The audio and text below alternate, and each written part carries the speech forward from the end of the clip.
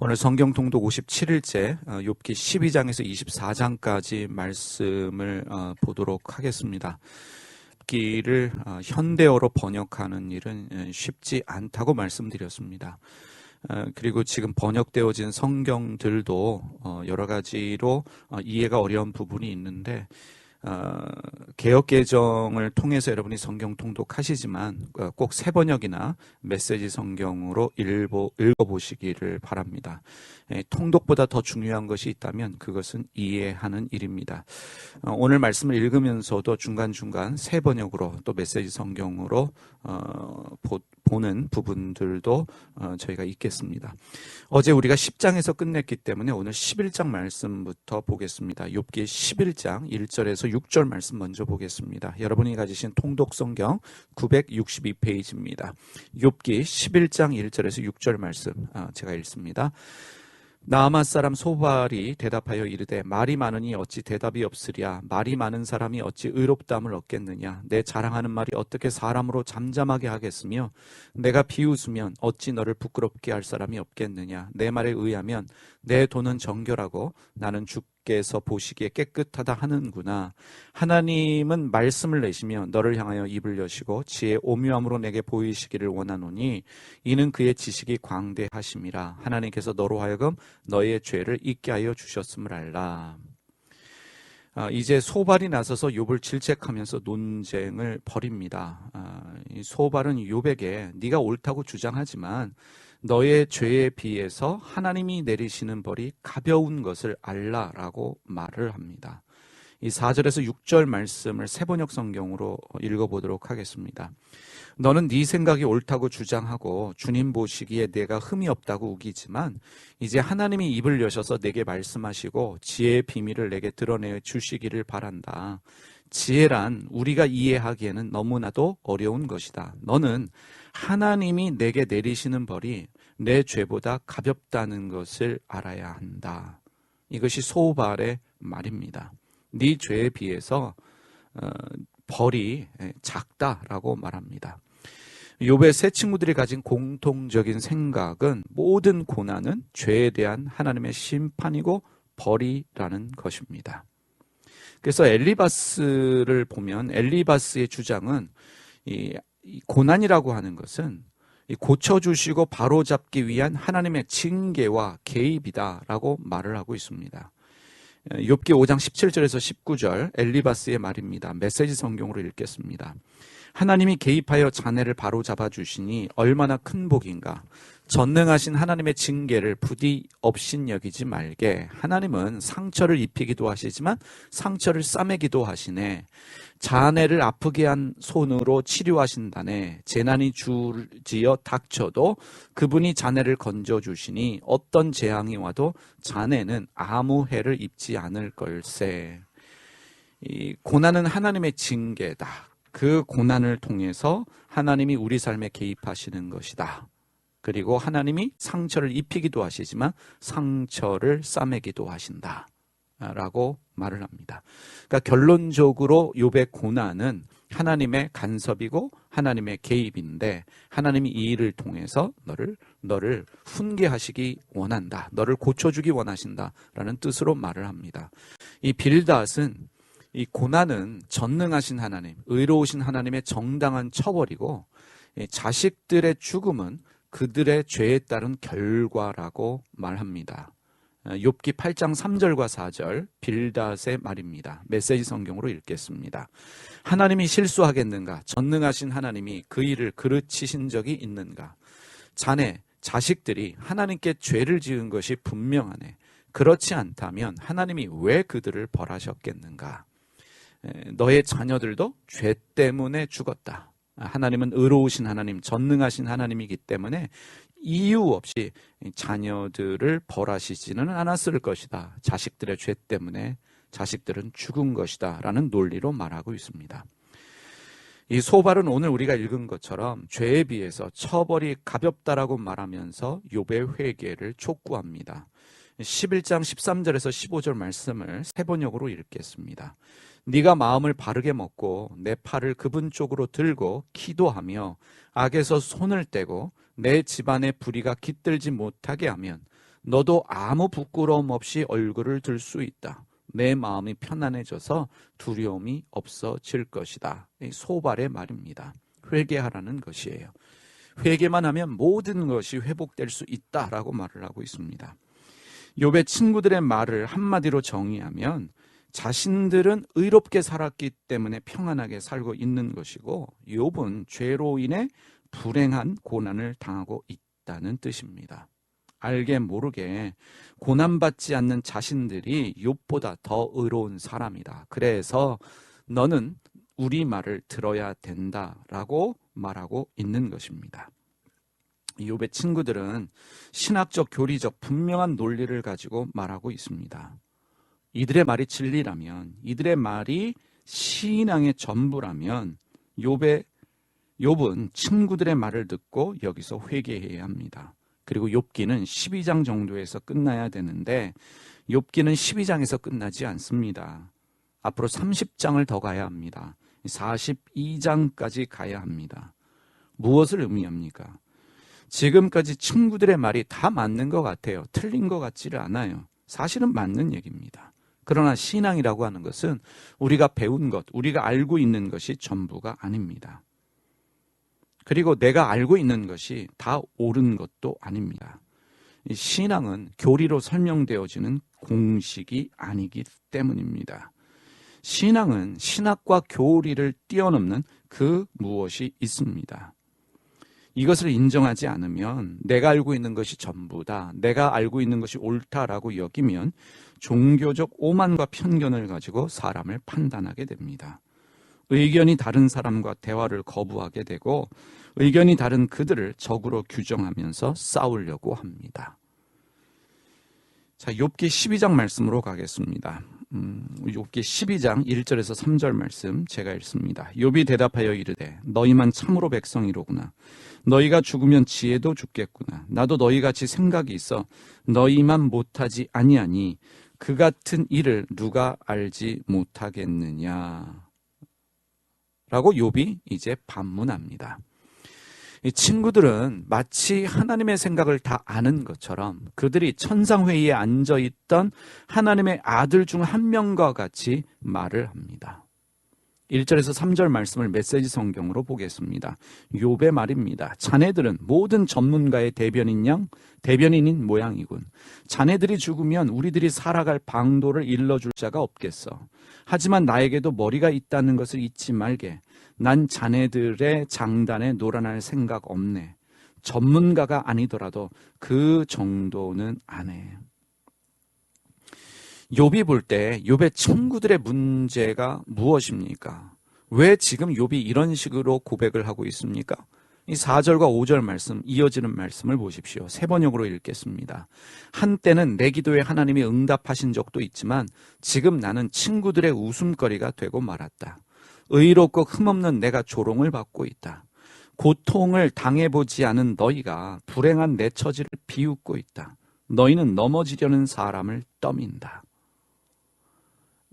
인간적으로 얘기하면 욥은 친구들의 말이 섭섭합니다. 내 심정 몰라주는 것이지요. 친구들이 하는 말은 나도 다 알고 있는 이야기입니다. 나도 그렇게 말을 했고 믿고 있는 부분입니다. 그런데 친구들의 그 말이 섭섭하고 그리고 그 말을 듣는 것이 고통스럽습니다. 왜 그렇습니까? 친구들은 고통당하는 욥의 심정을 헤아리지 못합니다. 의로하러 왔지만 죄 때문에 고난당한다라고 믿었기 때문에 욥에게 거듭해서 너는 죄인이다.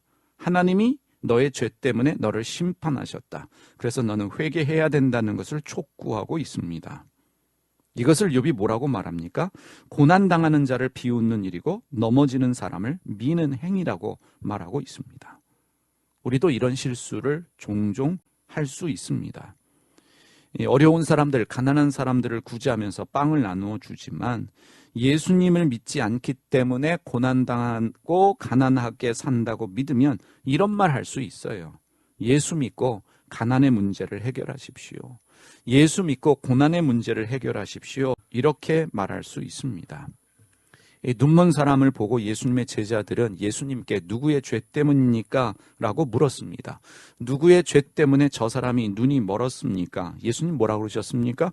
누구의 죄 때문도 아니다 라고 말씀하셨고, 앞을 보지 못하는 그 사람의 심정을 헤아리셔서 그를 고쳐주셨습니다. 고난당하는, 불행한 일을 당하는 사람 앞에서는 신학도 내려놓고 교리적 주장도 내려놓아야 합니다. 고난을 당하는 사람, 불행한 일을 당하는 사람 앞에서 신학적 이야기, 교리적 이야기는 오히려 더 그 사람을 아프게 할 수 있습니다. 12장 6절 말씀 보시기 바랍니다. 강도의 장막은 형통하고 하나님을 진노하게 하는 자는 평안하니 하나님이 그의 손에 후히 주심이니라. 친구들의 말도 맞지만 욥이 볼 때, 고난당하는 욥이 볼 때 세상이 불공평하게 보입니다. 고난당하고 보니까 세상이 불공평하다는 것이 욥의 눈에 보이기 시작합니다. 이전까지는 선한 자에게 복을 내려주시고 악한 자를 심판하시는 하나님으로 믿었는데, 고난당하고 보니까 하나님이 불공평하다, 세상이 너무 불공평하다라고 하는 것이 눈에 보이기 시작합니다. 강도의 장막이 형통하고 하나님을 진노케 하는 자가 평안하니 하나님이 그의 손에 후히 주심이니라. 이러한 것들이 눈에 보이기 시작합니다. 욥의 반론은 13장까지 이어집니다. 13장 말씀으로 가서요, 7절에서 8절 말씀을 보도록 하겠습니다. 7절과 8절 말씀을 세 번역으로 보겠습니다. 너희는 왜 허튼 소리를 하느냐? 너희는 하나님을 위한다는 것을 빌밀 삼아 알맹이도 없는 말을 하느냐? 법정에서 하나님을 변호할 셈이냐? 하나님을 변호하려고 논쟁을 할 셈이냐? 욥의 친구들의 말을 들으면 이미 말씀드렸지만 아무 문제가 없어 보입니다. 다 맞는 말 같습니다. 우리가 그렇게 믿기 때문에 욥의 친구들의 말이 왜 문제이지? 다 맞는 말 같은데, 그래서 우리도 그렇게 믿기 때문에 이 친구들이 하는 말, 시작은 미약하지만 나중에 창대하리라 라는 빌닷의 말을 귀한 성경 구절로 여겨서 이사하는 집, 사업 시작하는 집에 액자로 만들어 선물을 합니다. 그런데 고난당하는 욥이 들을 때 이 친구들의 말은 알맹이가 없는 말입니다. 법정에서 하나님 편을 들어서 하나님을 변호하는 말로 들려요. 마치 하나님에 대해서 다 아는 것처럼 말하고 있는 친구들의 말입니다. 우리 신앙생활이 이럴 수 있습니다. 누군가에게 말할 때, 누군가에게 신앙적인 이야기를 할 때 하나님의 대변인이 되어서, 하나님의 변호인이 되어서 하나님 입장에서 말하려고 합니다. 고난당하는 사람에게 감히 하나님의 뜻을 말합니다. 하나님의 뜻을 잘 알지도 못하면서 하나님이 정말 의도하시는 것이 무엇인지, 목적하는 바가 무엇인지 잘 알지도 못하면서 마치 내가 하나님의 대변인, 하나님의 변호인이 된 것처럼 하나님의 뜻이 이것이다 라고 말을 합니다. 이 고난당하는 사람의 입장에서 이 친구들이 말하는 하나님은 참으로 잔인합니다. 왜냐하면 다른 악인들은 처벌하지 않으시고 그들은 그대로 내버려 두시고 열심히 살아보려는 사람에게 고난을 주시는, 어려운 일을 허락하시는, 불행을 당하게 하시는 하나님은 참으로 불공평하게 느껴질 수밖에 없습니다. 우리는 하나님을 믿지만 하나님을 잘 알지 못합니다. 아는 것이 아닙니다. 어찌 우리가 하나님을 다 알 수 있겠습니까? 우리가 성경을 읽지만, 성경을 통독하지만 하나님에 대해서 다 알 수 없습니다. 그래서 우리의 신앙생활을 보면 모르면서 아는 척하고 있는 경우가 많이 있습니다. 착각하고 있는 것이지요. 마치 숫자를 배우기 시작한 어린아이가 수학을 다 아는 것처럼 말하는 것 같이 우리도 이미 통달한 것처럼, 하나님의 뜻을 다 깨달은 사람처럼 말을 합니다. 문제는 또 있습니다. 이 친구들은 욥의 고난을 죄 때문이라고 말하면서 그를 정죄합니다. 그 정죄에는 자신들은 고난당하지 않고 있기 때문에, 서두에 말씀드렸지만 자기들이 의롭다는 거예요. 우리의 의로움 때문에, 하나님 앞에 범죄하지 않았기 때문에 우리는 너와 같은 고난을 당하지 않는다. 무슨 논리입니까? 고난당하는 사람 앞에서 자신들의 의로움을 자랑하는 것입니다. 네가 고난당하는 이유는 너의 죄 때문이다 라고 말하는 것은 바로 나를 드러내는 거예요. 내가 평안한 이유, 내가 죄 짓지 않기 때문에, 하나님 앞에 의로운 사람이기 때문에 나는 죄를 짓지 않는다 라고 하는 자기의 자랑입니다. 아는 척하지 않는 거, 잘난 척하지 않는 거 참으로 중요합니다. 특별히 어려운 일 당하는 사람 앞에서 무언가 위로하려고 할 때, 뭔가 권면하려고 할 때, 누군가에게 신앙적인 이야기를 할 때 아는 척하지 않는 거, 잘난 척하지 않는 거 매우 중요하다라는 사실을 우리가 기억하십시다. 자, 2절에서 23절 13장 22절에서 23절 말씀입니다. 오직 내게 이 두 가지를 행하지 마옵소서. 그리하시면 내가 주의 얼굴을 피하여 숨지 아니하오리니 곧 주의 손을 내게 대지 마시오며 주의 위엄으로 나를 두렵게 하지 마실 것이니이다. 그리하시고 주는 나를 부르소서. 내가 대답하리이다. 혹 내가 말씀하게 하옵시고 주는 내게 대답하옵소서. 나의 죄악이 얼마나 많으니이까 나의 허물과 죄를 내게 알게 하옵소서. 친구들과 논쟁을 하고 있으면서 욥은 하나님께 더불어 기도하고 있습니다. 욥은 하나님께 두 가지를 구합니다. 하나는 고통을 거두어 달라는 것이고, 또 하나는 내 죄가 무엇인지 알게 하여 주십시오. 하나님께 호소하고 있습니다. 욥이 정말로 알고 싶은 것은 고난의 이유입니다. 내 잘못이라면 그 잘못이 무엇인지 알기를 원합니다. 고난이 죄 때문이라면 그 죄가 무엇인지 알고 싶습니다. 알아야만 합니다. 하지만 고난당하는 자의 가장 급한 일이 무엇입니까? 고난의 해결입니다. 그래서 욥은 주님의 손을 내게 대지 마옵시고 주의 위엄으로 나를 두렵게 하지 마옵소서. 이 고난의 문제를 해결해 달라는 것이에요.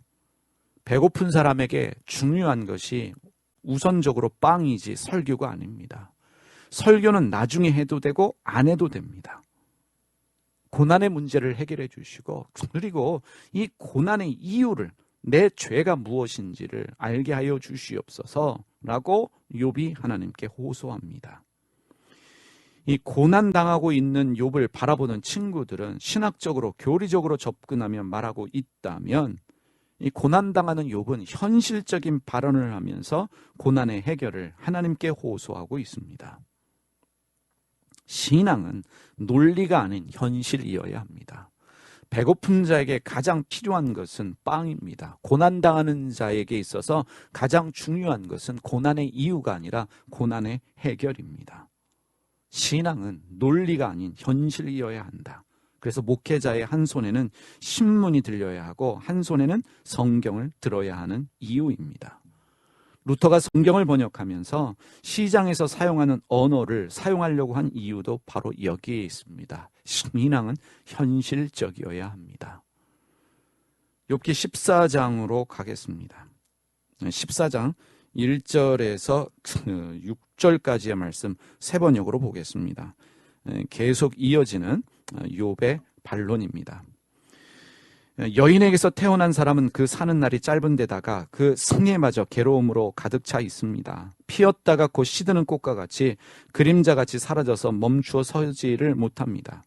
주님께서는 이렇게 미미한 것을 눈여겨 살피시겠다는 겁니까? 더욱이 저와 같은 것을 심판대로 데리고 가셔서 심판하시겠다는 겁니까? 그 누가 불결한 것에서 정결한 것이 나오게 할 수 있겠습니까? 아무도 그렇게 할 수 없습니다. 인생이 살아갈 날수는 미리 정해져 있고 그 달수도 주님께서 다 헤아리고 계십니다. 주님께서는 사람이 더 이상 넘어갈 수 없는 한계를 정하셨습니다. 그러므로 사람에게 눈을 돌리셔서 그가 숨을 좀 돌리게 하시고 자기가 살 남은 시간을 푼꾼만큼이라도 한번 마음껏 살게 하여 주십시오 욥의 기도죠. 하나님을 향한 기도입니다. 욥은 하나님을 믿습니다. 전능하신 하나님, 의로우신 하나님 믿어요. 그 하나님을 믿었기 때문에 하나님 뜻대로 살려고 했고 하나님 경외하며 살았습니다. 우리가 잘 알고 있듯이 죄 안 지으려고 애를 쓰며 살았던 사람이 욥인데 그 결과가 고난입니다. 불행이 닥쳤어요. 재산은 다 하루아침에 사라져버리고 자식들도 죽었습니다. 하나님 경외하는 삶 살았지만 결과는 고난입니다. 그래서 욥이 고난이 닥치자마자 고백했던 것이 주신 분이 하나님이시고 가져가신 분도 하나님이시다라는 믿음의 고백을 합니다. 그러나 중요한 게 있습니다. 왜 가져가셨는지 이유를 알 수 없습니다. 고난당하는 것이 죄 때문이다. 자신도 그렇게 믿고 있습니다. 그런데 문제는 내 죄가 무엇인지, 내 문제가 무엇인지 모릅니다. 도대체 어떤 죄가 있길래, 어떤 문제가 있길래 내가 이렇게까지 고난을 당해야 하는가? 자기가 다 알고 있는 말을 친구들이 합니다. 그 말이 자신을 더 힘들게 합니다. 자신의 삶을 저주하면서 친구들과 논쟁을 벌이고 있는데 그렇게 말을 하면 할수록 자신은 더 초라해지고 더 아픕니다. 그런데 한 가지 눈에 띄는 변화는 고난당하는 욥의 눈에 고난당하는 다른 사람들이 보이기 시작합니다. 고난당하는 사람들의 처지가 눈에 들어와요. 배고파 보니까 배고픈 자의 심정을 아는 거예요. 병들어 보니까 병든 자의 심정을 아는 거예요. 자식이 죽고 나니까 자식의 죽음을 경험한 사람의 심정을 알게 되는 거예요. 욥도 이전에는 고난당하는 사람들에게 죄를 회개하라고 하나님의 은혜를 구하라고 그렇게 권면을 했습니다. 그런데 이제 그런 말들이 의미가 없다는 것을 알게 됩니다. 고난당하는 사람들에게 그러한 말이 의미가 없다는 것을 알게 돼요. 형통하는 악인들이 눈에 보입니다. 범죄했음에도 불구하고 잘 먹고 잘 사는 악인들을 보면서 하나님의 불공평도 눈에 보입니다. 그래서 욥은 이제 고난당하는 사람들의 입장에서 하나님께 항변합니다. 제발 너그럽게 대해달라고 그냥 내버려 두라고 호소를 합니다. 이 6절을 메시지 성경으로 보겠습니다. 하나님을 향한 욥의 호소입니다. 그러나 우리를 너그럽게 대해 주십시오. 좀 봐주십시오. 막일하는 노동자들도 쉬는 날이 있지 않습니까? 욥의 호소이자 그리고 고난당하는 사람들을 대변한 욥의 호소입니다. 누구를 향해서요? 하나님을 향한 호소입니다. 이것이 눈에 띄는 욥의 변화입니다. 자, 15장 말씀으로 가겠습니다. 15장, 이제 엘리바스가 두 번째 발언을 합니다. 15장 8절에서 17절까지의 말씀을 읽겠습니다. 하나님의 오묘하심을 내가 들었느냐? 지혜를 홀로 가졌느냐? 내가 아는 것을 우리가 알지 못하는 것이 무엇이냐?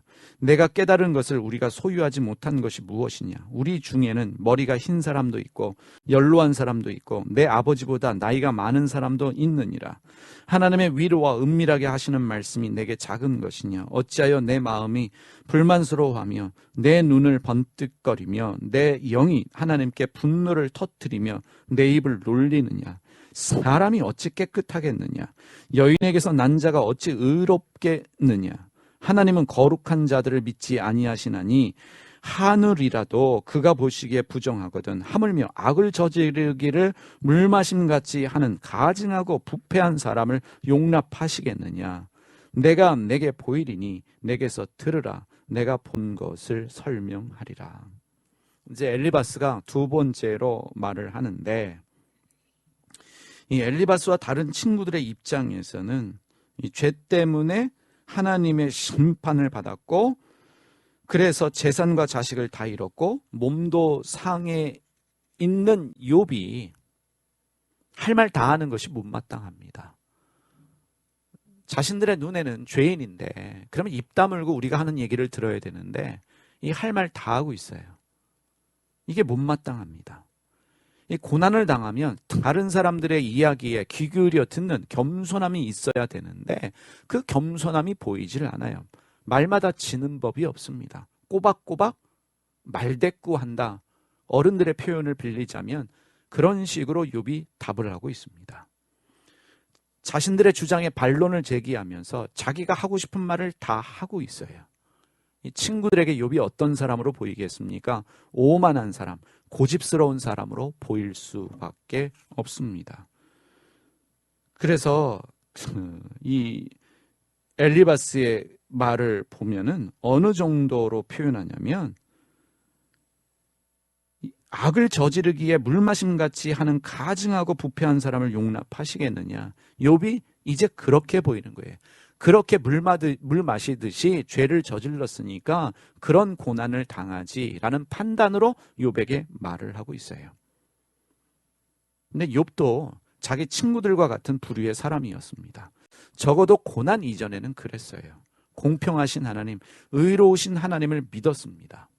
고난은 죄 때문이며 죄를 해결할 수 있는 방법은 회개라고 믿었고, 그래서 죄 안 지으려고 했고, 고난당하는 사람들, 어려운 일을 당하는 사람들 도와주었지만 자신도 친구들과 같은 권면을 했습니다. 그런데 욥의 생각이 달라졌습니다. 하나님에 대한 관점이 달라져요. 고난당하는 사람들에 대한 생각이 달라졌습니다. 세상 보는 눈이 달라졌습니다. 고난을 당하고 있는 현실 속에서 세상 보는 눈이 달라졌어요. 하나님에 대한 것도 달라졌습니다. 그래서 그동안 자기가 믿고 있던 하나님에 대한 이 기존의 신학과 교리에 대하여 저항하고 있는 것입니다. 친구들이 볼 때 고난당하는 욥이 기도의 자리로 가야 됩니다. 하나님 앞에 엎드려서 부르짖어 기도해야 됩니다. 그런데 친구들이 볼 때 우리 말도 듣지 않고 말이 너무 많아요. 변명의 말을 너무나 많이 하고 있습니다. 15장 11절에서 13절 보세요. 하나님이 내게 위로를 베푸시는데도 내게는 그 위로가 별것 아니란 말이냐. 하나님이 내게 부드럽게 말씀하시는데도 내게는 그 말씀이 하찮게 들리느냐. 무엇이 너를 그렇게 건방지게 하였으며 그처럼 눈을 부라리게 하였느냐. 어찌하여 너는 하나님께 격한 심정을 털어놓으며 하나님께 함부로 입을 놀려대느냐라고 엘리바스가 말하고 있어요. 제가 세 번역으로 읽었습니다. 욥이 마음에 들지 않죠. 그래서 엘리바스는 좀 내 말을 좀 들어라 라고 요구를 했습니다. 그런데 여전히 같은 논리로 말하고 있어요. 악인은 반드시 망하는데 욥이 망했잖아요. 그러니까 너는 죄인이라는 거예요. 너는 악을 행한 악인이다, 죄인이다. 이것이 엘리바스의 논리입니다. 죄인임을 깨달으라는 거예요. 죄 때문에 고난당한 것을 알라는 거예요. 24절과 25절 말씀을 세 번역으로 보겠습니다. 욥기 15장 24절과 25절입니다. 재난과 고통이 공격할 준비가 다 된 왕처럼 그를 공포 속에 몰아넣고 칠 것이다. 이것은 모두 그가 하나님께 대항하여 주먹을 휘두르고 전능하신 분을 우습게 여긴 탓이 아니겠느냐. 누구에게 말하는 거예요? 욥에게 말하는 거예요. 네가 이렇게 쫄딱 망한 이유, 자식도 잃고 재산도 잃고 몸도 병든 이유가 하나님께 대항하여 주먹을 휘두르고 전능하신 분을 우습게 여긴 탓이 아니겠느냐. 네 말 들어보니까 그렇다는 거예요. 15장 34절과 35절 역시 세 번역으로 보겠습니다. 하나님을 두려워하지 않는 무리는 이렇게 메마르고 뇌물로 지은 장막은 불에 탈 것이다. 재난을 잉태하고 죄악만을 낳으니 그들의 뱃속에는 거짓만 들어있을 뿐이다. 누구를 빗대서 얘기하는 거예요? 욥이 이렇다는 거예요. 네가 하나님을 두려워하지 않았기 때문에, 하나님을 경외하지 않았기 때문에 너의 장막은 불탄 것이고 너의 죄 때문에 재난이 잉태됐다. 네 말 들어보니까 너는 분명한 죄인이다 라고 말을 하고 있습니다. 그런데 엘리바스만 이렇게 말하는 것이 아니라 우리도 이런 믿음이 있어요. 우리도 이렇게 배웠고 이렇게 믿고 있습니다. 죄 때문에 고난을 당한다. 하나님을 경외하지 않았기 때문에, 하나님 뜻대로 살지 않았기 때문에 이런 어려움을 당한다. 우리는 그렇게 배웠고 그렇게 믿고 있습니다. 그런데 삶의 현실에서는 어떻습니까? 오히려 악한 자가 배부르게 사는 것을 많이 보게 됩니다. 하나님을 믿지 않는데도, 죄를 저지름에도 불구하고 피해 다니고 처벌받지 않고 사는 사람들 종종 보게 됩니다. 하나님을 우습게 여기는 자들이 아무 일 없이 잘 먹고 잘 사는 것을 우리가 봅니다. 여러분, 16장으로 가겠습니다. 16장 1절에서 5절, 이제 욥이 엘리바스의 이 두 번째 말에 대해서 반론을 또 제기합니다. 친구들이 볼 때는 또 욥이 말대꾸를 합니다. 자기 변론, 자기 주장을 합니다. 16장 1절에서 5절까지의 말씀 세 번역으로 보겠습니다. 욥이 대답하였다. 그런 말은 전부터 많이 들었다. 나를 위로한다고 하지만 오히려 너희는 하나같이 나를 괴롭힐 뿐이다. 너희는 이런 헛된 소리를 끝도 없이 계속할 때냐? 무엇에 홀려서 그렇게 말끝마다 나를 괴롭히느냐? 너희가 내 처지가 되면 나도 너희처럼 말할 수 있을 것이다. 나도 너희에게 마구 말을 퍼붓으며 가엾다는 듯이 머리를 내저을 것이다. 내가 입을 열어 여러 가지 말로 너희를 격려하며 입에 발린 말로 너희를 위로하여 쓸 것이다.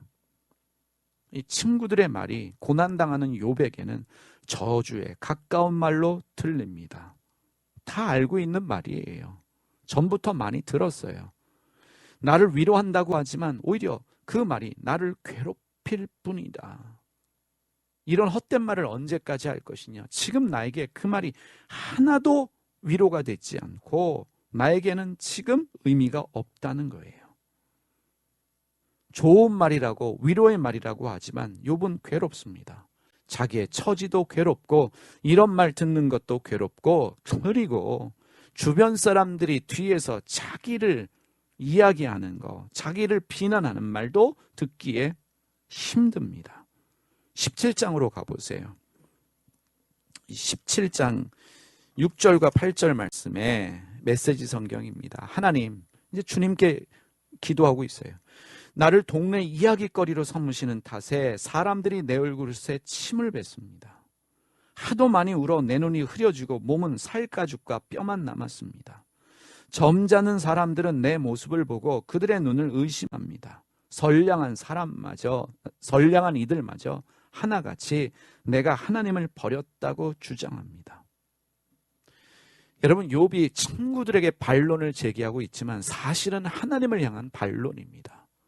하나님에 대한 의문이고 하나님께 질문을 던지고 있어요. 친구들의 말이 하나도 위로가 되지 않고 저주의 말로 들립니다. 괴롭습니다. 더불어서 왜 나를 동네 이야기거리로 삼으셔서 나를 힘들게 하시느냐? 하나님께 따져 묻고 있습니다. 이유를 묻고 있습니다. 여러분, 욥이 부자였어요. 동방에서 최고로 잘 나가는 사람인데 하루아침에 망했어요. 처지가 이전 같지 않습니다. 존경과 부러움의 대상에서 이제는 조롱과 비난의 대상이 되었습니다. 죽고 싶은 것이 당연하지요. 자신이 고난당하지 않았다면, 여전히 돈 많은 부자이고 남들이 부러워하는 입장이었다면 친구들이 와서 이런 말을 하겠습니까? 욥이 이야기하죠. 나도 고난당하지 않으면, 그래서 너희들이 고난당하고 있다면 나도 똑같이 너희에게 가서 이런 식으로 위로했을 것이다. 입에 발린 말로 너희를 격려하고 위로했을 것이다 라고 말합니다. 말씀드렸지만 다 쓸데없는 말이라는 것을 깨닫습니다. 죽고 싶은 만큼 지금 고난을 당하고 있어요. 이제 고난을 당해 보면서 고난에 당한 이 고난의 상황에 처한 욥은 생각이 달라집니다. 고난당하는 사람의 입장을 이해하게 돼요. 내가 그 처지가 되면 그 사람을 이해하게 됩니다. 적어도 고난당하는 사람 앞에서 말을 함부로 하지 않게 됩니다. 이것이 고난을 통해 얻는 교훈 중에 하나입니다. 욥은 자기가 부자였을 때 어려운 사람들 도와주고 많은 권면을 했지만 자신이 고난에 처해 보니까 좋은 권면 해준다는 것이 오히려 상대방을 괴롭게 하는 일이라는 것을 알게 됩니다. 어려운 일 당하는 사람 앞에서 어떤 신학적, 교리적, 어떤 종교적 얘기로 위로하려는 것이 그 사람에게는 입에 발린 말로 들릴 수 있다는 것입니다. 그 사람을 괴롭게 하는 말일 수 있다는 것이에요. 신앙은요, 하나님께 잘 보여서 복받아 잘 먹고 잘 사는 방법이 아닙니다. 우리는 성공하고 부자가 되면, 유명해지면 신앙적으로 성공한 것이라고 여깁니다. 인생이 안 풀리는 이유가 무엇일까? 하나님과의 관계가 문제가 있기 때문에, 신앙적 문제가 있기 때문에 인생이 안 풀린다, 그렇게 배웠고 그렇게 믿고 있습니다. 기도가 부족하기 때문에, 죄가 있기 때문에, 하나님 관계가 문제가 있기 때문에 인생에 문제가 생긴다, 인생이 풀리지 않는다, 그렇게 말하고 믿고 있습니다. 욥기는 그게 아니라는 것을 우리에게 깨우치고 있습니다. 신앙은 우리가 생각하는 그 이상의 것입니다. 욥은 고난을 통해서 그 깨달음 가운데 들어가고 있습니다. 하나님을 믿는다는 것, 신앙이라는 것은 내가 생각하고 내가 믿는 것 그 이상이구나 라고 하는 것을 고난을 통해서 깨달아 알기 시작합니다. 자, 이어지는 18장 말씀으로 가겠습니다. 18장 1절에서 6절, 이제 수아 사람 빌닷이 욥의 이야기를 듣고 다시 말하기 시작합니다. 1절에서 6절, 18장 1절에서 6절 세 번역입니다. 수아 사람 빌닷이 대답하였다. 너는 언제 입을 다물 테냐? 제발 좀 이제라도 눈치를 채고서 말을 그치면 우리가 말을 할 수 있겠다. 어찌하여 너는 우리를 짐승처럼 여기며 어찌하여 우리를 어리석게 보느냐? 화가 치밀어서 제 몸을 갈깃 찢는 사람아, 네가 그런다고 이 땅이 황무지가 되고 바위가 제자리에서 밀려나느냐? 결국 악한 자의 빛은 꺼지게 마련이고 그 불꽃도 빛을 잃고 마는 법이다. 그의 집안을 밝히던 빛은 점점 희미해지고 환하게 비추어 주던 등불도 꺼질 것이다. 이 빌닷의 두 번째 충고인데요. 빌닷이 분노하고 있어요. 망했으면 고분고분해야 되는데, 말을 좀 들어야 되는데 자신들이 해주는 말 콧방귀도 안 낍니다. 자기가 할 말 다 하고 있어요. 마치 욥이 우리 말을 무시하는구나 라고 느낍니다. 우리 말을 어리석게 보고 있구나 라고 여깁니다. 그래서 빌닷이 결국 이런 말을 해요. 회개하지 않는 너는, 너의 죄를 깨닫지 못하는 너는 하나님의 심판으로 완전히 망하게 될 것이다 라고 말하고 있는 거예요. 결국 악한 자의 빛은 꺼지게 마련이고 그 불꽃도 빛을 잃고 마는 법이다. 그러다 더 다친다. 그러다 더 맞는다. 그러다 더 망한다 라고 말하고 있는 것입니다. 이 빌닷과 친구들은 욥에게 이런 식의 주장을 펼치고 있어요. 왜 너는 네 문제를 보지 못하느냐? 너는 너를 모른다. 너 자신을 몰라도 한참 모른다. 제3자의 말을 들어라. 우리가 너를 안다. 우리 말을 듣고 회개하는 것이 너의 살 길이다 라고 말하고 있습니다. 너는 죄인이다. 너는 네 죄를 모른다. 근데 욥은 친구들의 이런 말에 동의할 수 없었습니다. 왜냐하면 자신이 이런 고난을 당할 만큼 어떠한 죄가 있는가, 어떤 심각한 문제가 있는가 내가 모르고 있기 때문입니다. 욥은 친구들에게 저항하는 것이 아니라 하나님께 저항하고 있는 것이에요. 그래서 친구들에게 말하면서 하나님께 기도로 호소하고 있습니다. 극단적으로 말하면 지금 친구들에게 마음이 상한 것이 아니라 하나님께 마음이 상한 거예요. 나름대로 하나님 열심히 섬겼는데, 하나님 경외하며 살았는데 왜 나에게 이런 일을 허락하셨을까? 지금 나에게 벌어진 일에 대하여 이해할 수 없기 때문에 하나님에 대해서 마음이 상했습니다. 이런 식이에요. 하나님 합력하여 선을 이루실 줄 믿습니다 라고 기도하고 있지만 그러한 말로 마음을 위로하기에 지금 나에게 생긴 일이 너무나 큽니다. 어느 정도의 일이면 하나님 합력하여 선을 이루실 줄 믿습니다 라는 고백을 할 수 있지만 지금 욥이 당한 일은 그 이상의 것이기 때문에 너무나 아파요. 너무나 힘들어요. 절망하고 있습니다. 10명의 자식이 다 죽었으니 그 마음이 오죽하겠냐는 것입니다. 그런데 친구들은 이러한 욥을 앞에 두고 너 회개 안 하면 더 맞아. 너 완전히 망해. 넌 완전히 끝장나. 라고 말하고 있습니다. 욥의 입장에서는 여기가 밑바닥이에요. 어디로 더 떨어져요? 이제 남은 건 죽음밖에 없어요. 그 죽음도 두렵지 않은 거예요. 내가 더 망하면 얼마나 더 망하는가. 욥은 빌닷의 말에 더 절망할 수밖에 없어요. 위로가 되지 않는 거예요. 더 고통스러운 거예요.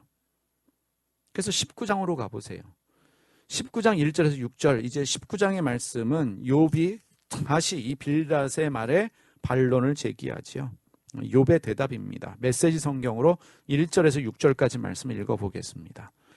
욥이 대답했다. 자네들은 언제까지 나를 두들겨 패며 장황한 말로 나를 공격하려는가? 자네들은 나를 거듭거듭 비난하는군. 나를 이토록 괴롭히다니 자네들은 양심도 없나? 내가 어찌어찌해서 정도에서 벗어났다 하더라도 그게 자네들하고 무슨 상관이란 말인가? 어찌하여 부득부득 나를 깎아내리고 내 불행을 회초리 삼아 나를 때리는가? 하나님께나 그리하게 이 모든 일의 배후에는 그분이 계시고 나를 이 혼란 속으로 끌어들인 분도 그분이시니 말일세. 친구들은요, 욥의 고난이 욥의 죄 때문이라고 말합니다. 욥이 들을 때는 그 말이 자신을 두들겨 패고 말로 공격하는 것이고 거듭거듭 비난하는 것이고 양심 없는 말로 들립니다. 너의 죄 때문에, 하나님과의 관계가 문제가 있기 때문에 인생이 풀리지 않고 어려운 일을 당한다. 우리는 그런 설교와 가르침에 익숙합니다. 그래서 어려운 일이 생기면 우리 자신을 성찰하지요. 우리의 내면을 들여다봅니다. 자기의 잘못을 깨닫고 회개하려고 합니다. 우리는 그렇게 배웠고 그게 정답이라고 믿습니다. 그런데 친구들의 말에, 이러한 친구들의 말에 욥은 결국 이렇게 이야기를 해요. 이 모든 고난은 하나님의 책임이다. 고난은 나 때문이 아니라 하나님 때문이다 라고 말을 합니다. 그러니까 자기의 문제를 자기에게서 찾는 것이 아니라 하나님에게서 찾고 있습니다. 여러분, 이것이 신앙의 핵심입니다. 우리가 기존에 가졌던 생각을 뛰어넘어서 우리로 하여금 깨닫게 하는 한 가지가 무엇이냐? 지금 욥은 자신과 부딪혀서 자신과 싸워서 문제를 해결하는 것이 아니라 이러한 문제를 궁극적으로 허락한 하나님과 정면으로 부딪혀서 이 문제를 해결하려고 합니다. 나를 이 혼란 속으로 끌어들인 분도 하나님이시다. 배후에는 하나님이 계시다. 그래서 하나님과 정면 승부하려고 합니다. 이건 친구들과 해결할 문제도 아니고 내가 내 스스로 해결할 문제도 아니고 하나님과의 대결에서 해결할 수 있는 문제다. 마치 야곱이 하나님과 씨름하면서 승부했던 것처럼 지금 욥은 하나님 앞에 책임지라고 말하고 있는 거예요. 이건 다 하나님 때문이다. 나를 이 혼란 속으로 끌어들인 분은 하나님이시다. 결국 해결도 하나님이 하실 수 있다는 거죠. 죽기 아니면 살기입니다. 이런 심정이에요. 지금 욥의 상황은 절박합니다. 13절에서 20절까지 말씀, 욥기 19장 13절에서 20절 메시지 성경으로 보겠습니다. 욥의 상황이 얼마나 절박합니까? 하나님이 가족을 내게서 멀리 떠나게 하시니 나를 아는 자들이 하나같이 나를 피한다네. 친척과 친구들이 모두 떠나가고 집안의 손님들은 나란 사람이 있다는 사실조차 잊었네. 여종들까지도 나를 거리에 불황자로 취급하며 아는 채도 하지 않는다네. 종을 불러도 대답이 없고 간청해도 나를 무시한다네. 아내마저 더 이상 내 곁에 있기 싫어하니 나는 가족에게 불쾌한 존재가 되었다네. 거리의 불황자들도 나를 업신여기고 내가 외출이라도 하면 조롱과 야유를 퍼붓는다네. 나와 가까이 지내던 사람들이 모두 나를 지긋지긋해하고 나를 사랑하는 이들도 나를 거부한다네. 나는 뼈만 남았고 내 목숨도 위태롭기 그지없네. 하루아침에 여기서 치고 저기서 치이는, 심지어 가족들에게까지 무시당하는 조롱당하는 인생이 욥입니다. 이제 남은 것은 죽음밖에 없습니다. 그래서 너무 절박해서 마지막 몸부림을 치고 있어요. 누구에게요? 하나님께요. 왜 이런 상황이 됐습니까? 우리는 압니다. 1장과 2절을 읽은 우리는 알아요. 이 모든 고난의 이유는 하나님입니다. 하나님 때문에 이 일이 생겼어요. 지금 욥이 이 일 배후에는 하나님이 있다, 이 일의 책임은 하나님이다 라고 하는 이 욥의 말은 틀린 말이 아닙니다. 하나님이 시작하신 일이니 누구와 풀어야 돼요? 하나님과 풀어야 될 문제입니다. 그래서 욥이요, 죽어서 하나님 앞에 가면 이 문제에 대한 답을 꼭 하나님 앞에서 물어보겠다, 내가 하나님 앞에서 이 답을 찾겠다라고 말을 합니다. 19장 26절과 27절 말씀 보세요. 내 살갗이 다 썩은 다음에라도, 내 육체가 다 썩은 다음에라도 나는 하나님을 배울 것이다. 내가 그를 직접 뵙겠다. 이 눈으로 직접 뵐 때에 하나님이 낯설지 않을 것이다. 내 간장이 다 녹는구나. 그분 앞에 가면 반드시 이 문제를 따지고 묻겠다는 것이지요. 물어보겠다는 거예요. 하나님과 풀어야 될 문제라는 것을 욥이 알고, 내가 죽어서 하나님 앞에 가서라도 하나님의 얼굴을 뵙고 이 문제의 답을 하나님에게서 찾겠다라고 욥이 말합니다. 그러면서 욥이 친구들에게 간절하게 호소하고 있어요. 21절과 22절 말씀, 19장 21절 22절 메시지 성경입니다. 오 친구들이여, 소중한 벗들이여, 나를 불쌍히 여겨주게나. 하나님은 나를 정말 모질게 대하셨다네. 자네들마저 나를 그렇게 대해야 하겠는가? 나를 구박하는 게 지겹지도 않은가? 고난당하는 사람에게 신학과 교리로 위로하려고 하지 말아야 합니다. 이 긍휼은 함께 아파해 주는 거예요. 예수님이 가늠하다 잡혀온 여자에게 하신 말씀이 뭡니까? 너를 정죄하는 자가 있느냐? 나도 너를 정죄하지 않겠다. 이 말씀이 전부였습니다. 나사로를 죽은 자 가운데서 살려주시기 전에 이 죽음 앞에서 우는 자들과 함께 울어주셨던 분이 예수님입니다.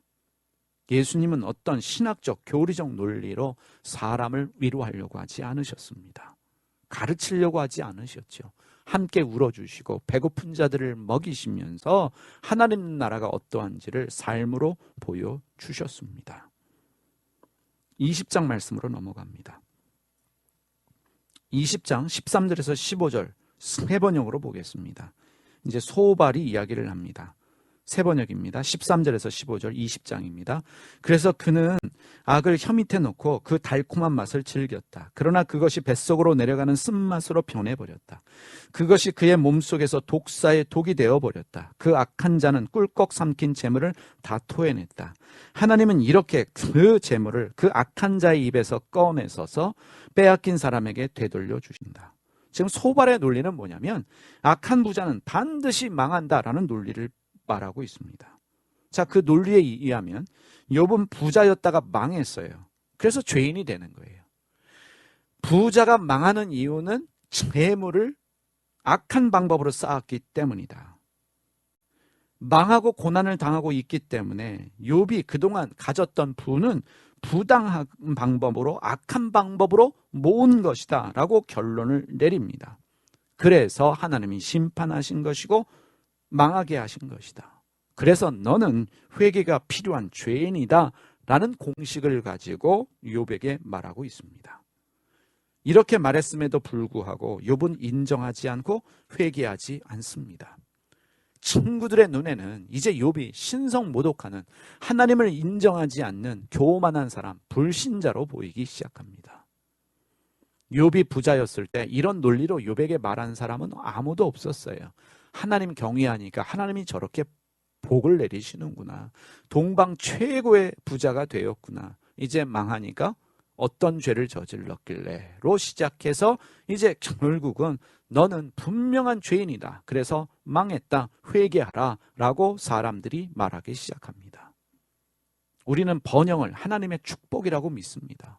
망하고 실패하는 것은 하나님의 심판, 저주라고 말합니다. 죄 때문에 망하고 죄 때문에 실패한다라고 믿습니다. 그 말이 맞는 말이지만 전부는 아니라는 것입니다.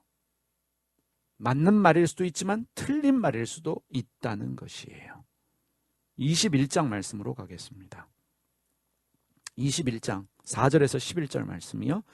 나의 원망이 사람을 향하여 하는 것이냐? 내 마음이 어찌 조급하지 아니하겠느냐? 너희가 나를 보면 놀라리라. 손으로 입을 가리리라.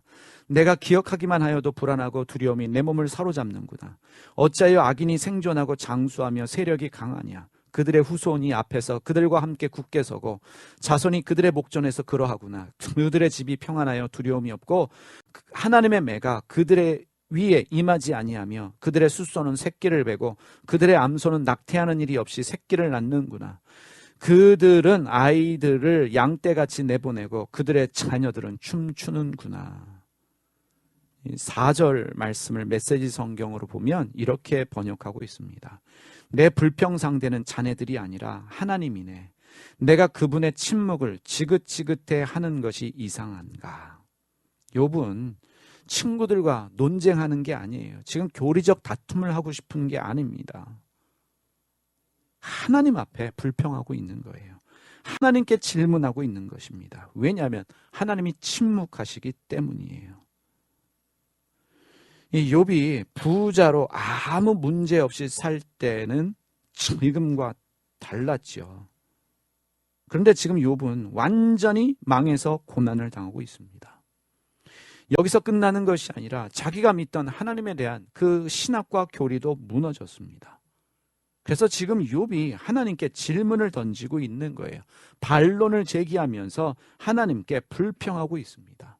내가 알고 있는, 내가 믿는 하나님은 이러한데 고난당하고 보니까 그동안 내가 믿었던 그 믿음이 무너지는 거예요. 내가 배운 신학, 내가 배웠던 교리가 무너집니다. 이미 여러 번 말씀드렸지만 욥은 자기의 고난당함을 통해서 악한 부자들이, 소위 말하는 나쁜 사람들이 문제없이 번영하고 있는, 잘 먹고 잘 사는 현실을 보게 됩니다. 그 자녀들이 춤추고 있습니다. 자녀들도 잘 돼요. 근데 욥을 보세요. 주님을 경외하는 삶을 살았음에도 불구하고 자녀들이 모두 죽임을 당했습니다. 10명이 다 죽었어요. 그러면 주님을 경외하며 살 이유가 없습니다. 주님을 경외하지 않아도 자식들이 잘 되는데, 주님을 경외하는 자녀들은, 주님을 경외하는 삶을 살았던 사람의 자녀들은 10명이 하루아침에 다 죽습니다. 이렇게 되면 하나님을 경외할 이유가 없는 거예요. 욥은 이제 알게 됩니다. 고난당한다고, 가난하다고 저주받은 것이 아니라는 거예요. 불행한 일을 당했다고, 고난을 당했다고 그것이 저주받은 것이 아니다. 죄 때문만이 아니구나라는 것을 알게 됩니다. 욥은 하나님을 새롭게 이해해야 하는 고비에 와 있습니다.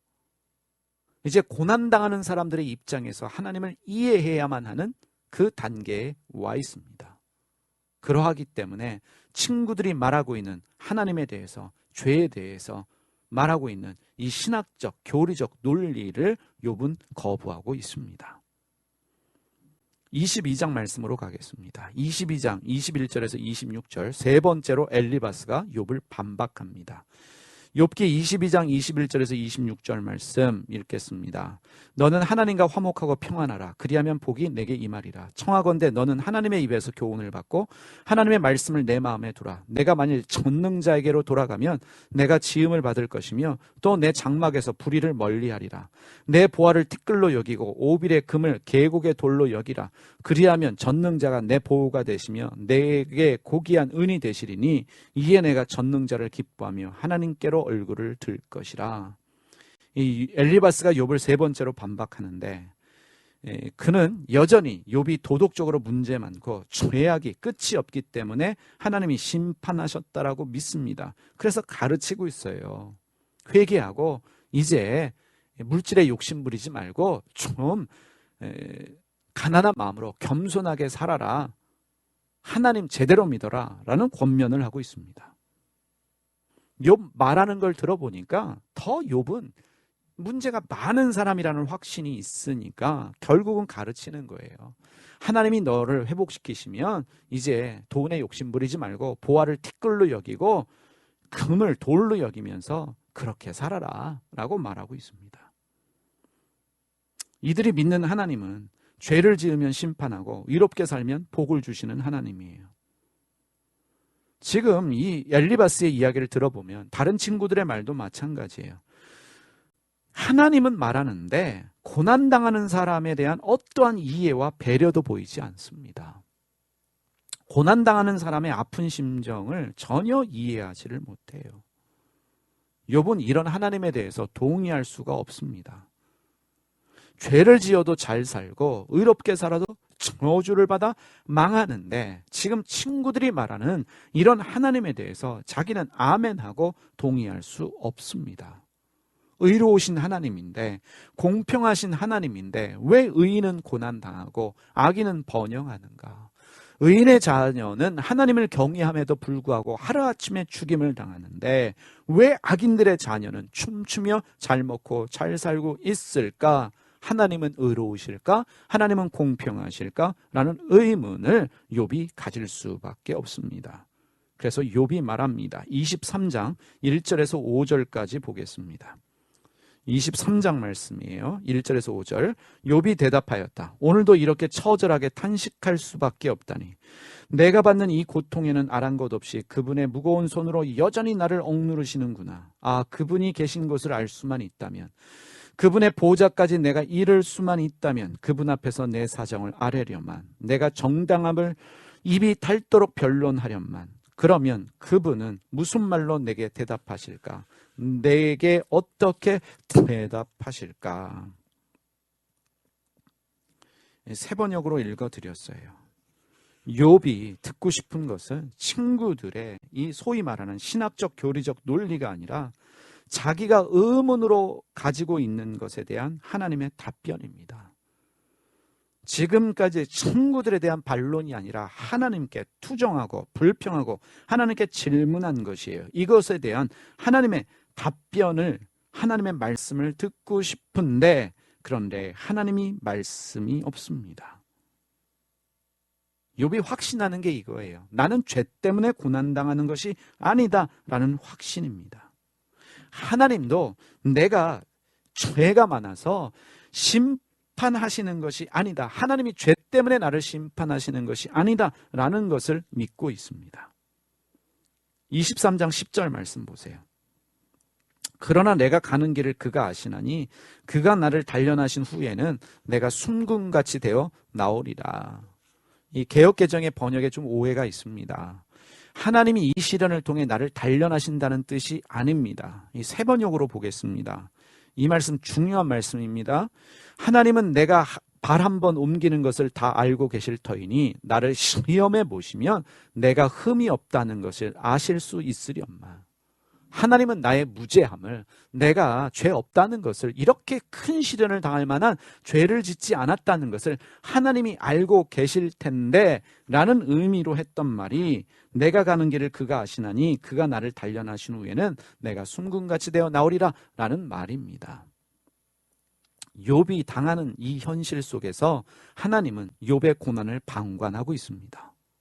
그런데 하나님이 욥의 고난만 방관하시는 것이 아니라 세상에서 일어나는 수많은 부도덕한 일에 대해서도 방관하고 있다고 욥이 하나님께 항변하고 있습니다. 24장 9절에서 12절 말씀 세 번역으로 보겠습니다. 아버지 없는 어린아이를 노예로 빼앗아 가는 자들도 있다. 가난한 사람이 빚을 못 갚는다고 자식을 빼앗아 가는 자들도 있다. 가난한 사람들은 입지도 못한 채로 헐벗고 다녀야 된다. 곡식단을 지고 나르지만 굶주림에 허덕여야 한다. 올리브로 기름을 짜고 포도로 포도주를 담가도 그들은 여전히 목말라 한다. 성읍 안에서 상처받은 사람들과 죽어가는 사람들이 소리를 질러도 하나님은 그들의 간구를 못 들은 채 하신다. 이제 내 문제를 뛰어넘어서 세상에 고난당하는 사람들, 가난한 사람들, 억울한 일 당하는 사람들의 상황들이 내 눈에 보여지고 욥은 그들의 편에 서서 불행을 당하는 약자들, 소외된 사람들, 가난한 자들 편에 서서 하나님께 항변하고 있습니다. 고난당하는 욥은 고난당하는 사람들을 외면하시는 하나님께 항변하고 있습니다. 왜냐하면 그들이 죄 때문에 고난당하는 게 아니라는 것을 알았기 때문입니다. 죄 때문에 그들이 노예로 팔리고, 죄 때문에 빚지고, 죄 때문에 그들이 굶주리는 게 아니구나. 그런데 하나님은 왜 그들을 못 본 척 하실까? 왜 그들의 간구를 못 들은 채 하실까? 이러한 의문과 이러한 항변을 주님께 던지고 있습니다. 뭔가 변화가 있다는 것을 우리가 알 수 있습니다.